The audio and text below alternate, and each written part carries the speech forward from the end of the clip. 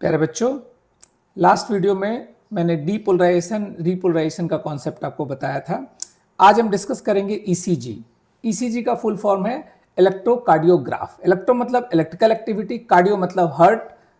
तो इसका मतलब हार्ट का इलेक्ट्रिकल एक्टिविटी का जो ग्राफिकल रिप्रेजेंटेशन है उसी को हम ईसीजी कहते हैं।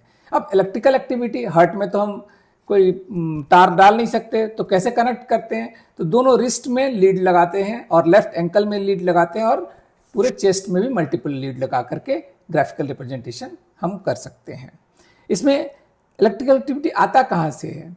तो देखिए, हार्ट के राइट चेंबर में, जब राइट एट्रियम के अपर वॉल में ऐसे नोड होता है और हम जानते हैं ऐसे नोड पेस मेकर होता है, वहां से इलेक्ट्रिकल इंपल्स जनरेट होता है और एट्रिया में आता है।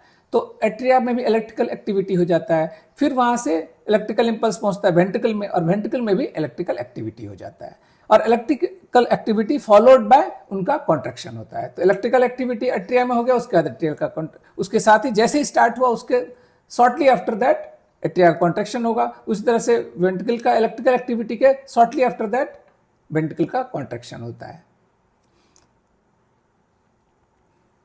जैसे एक फास्ट रिकैप करा दूं कि पोलराइज्ड कंडीशन और डीपोलराइज्ड कंडीशन क्या होता है। पोलराइज्ड कंडीशन जो रेस्टिंग का टाइम होता है उस समय सेल के बाहरी पार्ट में पॉजिटिव रहता है और इनसाइड द सेल नेगेटिव हो जाता है। लेकिन डीपोलराइज्ड कंडीशन में क्या होता है? जस्ट रिवर्स हो जाता है, क्योंकि जैसे ही स्टिमुलस आता है सोडियम अंदर आना स्टार्ट करता है, सोडियम पॉजिटिव होता है तो उसके चलते अंदर पॉजिटिव हो जाता है, बाहर नेगेटिव हो जाता है। इसको डीपोलराइज्ड कंडीशन कहते हैं, जो ऑलरेडी हम डिस्कस कर चुके हैं नर्व इंपल्स जनरेशन में। अब आते हैं कि क्या क्या ग्राफिकल रिप्रेजेंटेशन होता है। जैसे मैंने बताया कि इलेक्ट्रिकल जैसे पहुंचा, इलेक्ट्रिकल इंपल्स पहुंचा एट्रिया में, तो एट्रिया में इलेक्ट्रिकल एक्टिविटी हुआ, तो क्या हुआ? एट्रिया में डीपोलराइजेशन हो गया। और एट्रिया का डीपोलराइजेशन को रिप्रेजेंट कैसे किए? पी वेव से।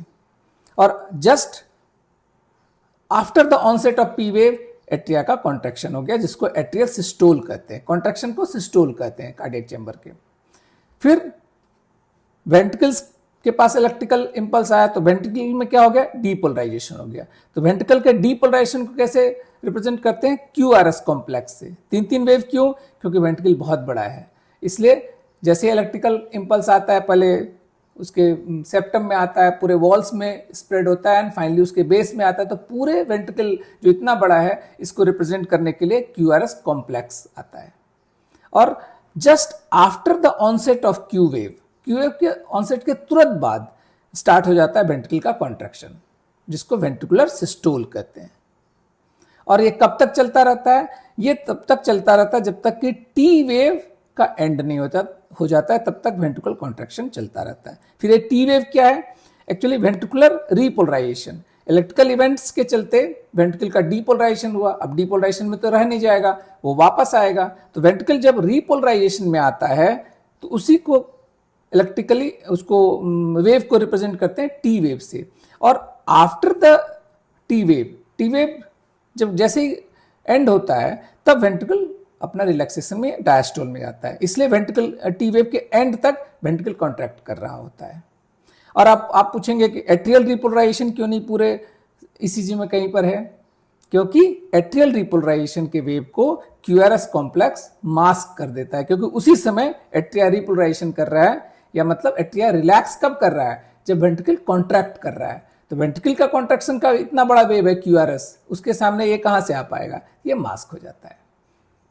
तो अब नीट के जो भी क्वेश्चन है इसको आप ट्राई कीजिएगा, बहुत आसानी से बन जाएगा। Thank you.